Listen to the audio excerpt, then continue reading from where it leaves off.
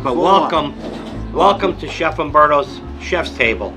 We're starting with my version of a Cuban, which we call a Ricky Ricardo.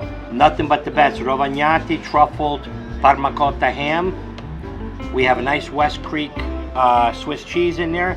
We have a Rovagnati porchetta that's seasoned with Italian spices. Homemade pickles that we pickle ourselves. A little bit of deli mayo, deli mustard, and then we toast it with a little bit of love in the oven. We're gonna taste. Let's just get everybody so you can We see have us here. Enzo Ferrante. Thank you, and thank you for your hospitality. Thank you. Okay. We have Fran and Howard Stein. Hello. And there's Howard. How you doing? We have Henry Salerno, one of our regulars. All right, everyone tasted my Ricky Ricardo. Listen, I believe a couple products that I'm using now that are imported from Italy, rather than, so I'm cheating, I'm not even making them myself, but they're so good that I'm using these products. I mean, I love the complexity and the difference and similarity of a Cuban.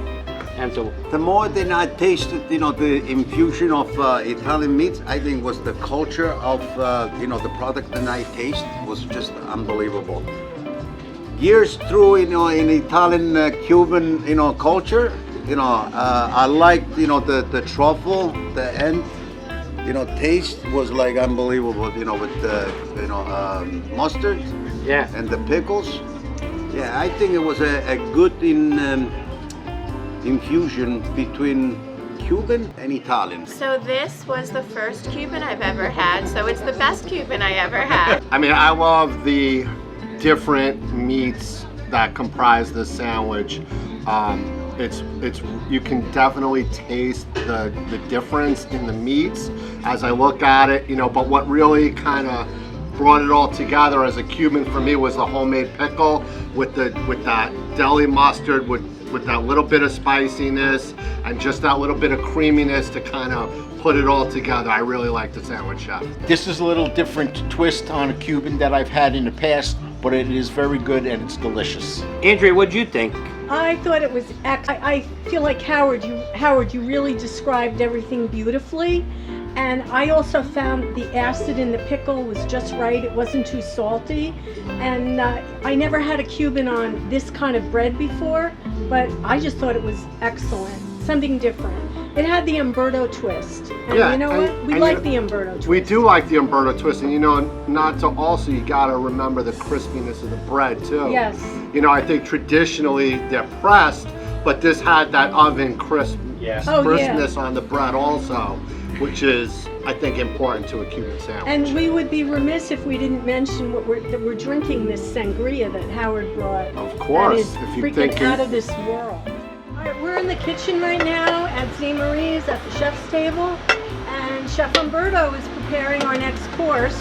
This is going to be our yellow rice that's going to go with our roasted chicken that I'm going to put on it. This is going to be arroz con pollo. I got the chicken coming out. I'm going to cook it. Right here we have our paella. With my Italian twist, I didn't use chorizo. I used Peruli hot sausage, which is masa Z. That's good product. No, yeah, definitely. I drive by like 20 pizzerias to go to his shop, so I must be doing something right. Wow. Okay guys, welcome back to our Cuban feast with a little bit of Umberto twist.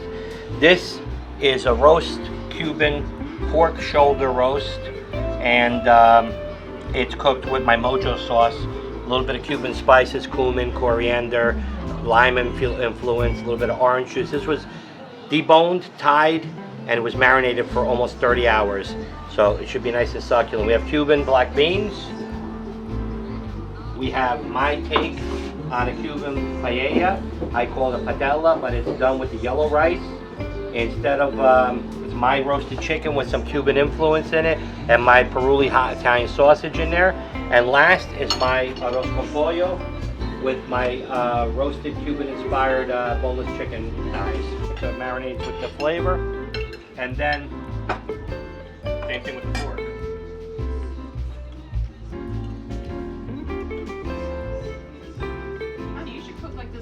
All right, we're back. Our second course. Andrea, I gotta tell you, this is a great idea. I haven't had to go Cuban in a while, and I'm glad I did. you know, basically, I forgot how good I did this. So it was great to play with it again. You Thank did you it so very- much. you're you know, welcome. I enjoyed it. Enzo, what'd you think? I just gotta give you a compliment because I was in Cuba, you know, many years ago, and really it took me like, you know, back. All I can say is I'm thoroughly enjoying myself and so grateful to be included. Everything is delicious. Thank you so much. My pleasure. Hats off to the chef.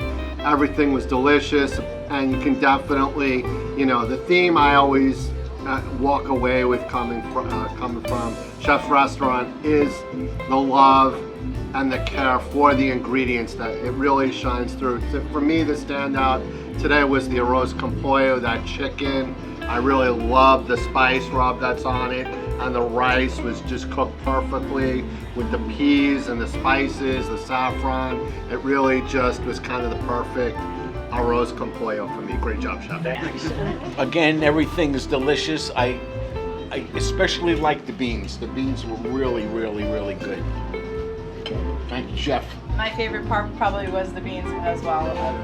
I don't really have Cuban food very often, and this is really delicious. We'll talk to you during dessert because I think we're going to veer off of Cuban, but we got a little bit of Cuban, but we're going to veer off a little bit because Howard brought us a tasty treat. You guys know I got a sweet tooth. It's time for my favorite part of the night, sweet time, dessert. Start off here, Cuban-inspired rice pudding, arroz con leche. It's a little hint of lime zest, a little Coco Lopez to give it that Cuban-y coconut taste, and a little bit of cinnamon. Then we have Fran's Beautiful Cookies, which I have taken a bite of. It's a coconut shortbread with mixed berries inside, almost like a Linzer. It's excellent. Then we have my creme caramel, my flan, Cuban-inspired flan. Then we have Del Ponte's crumb cheesecake. So we deviated from the Cuban, but then again, this was like an inspiration of Italian meets Cuban. So here's the Italian for dessert. This is going to conclude another segment of what's cooking at the chef's table. What can I say? Tante bella cose.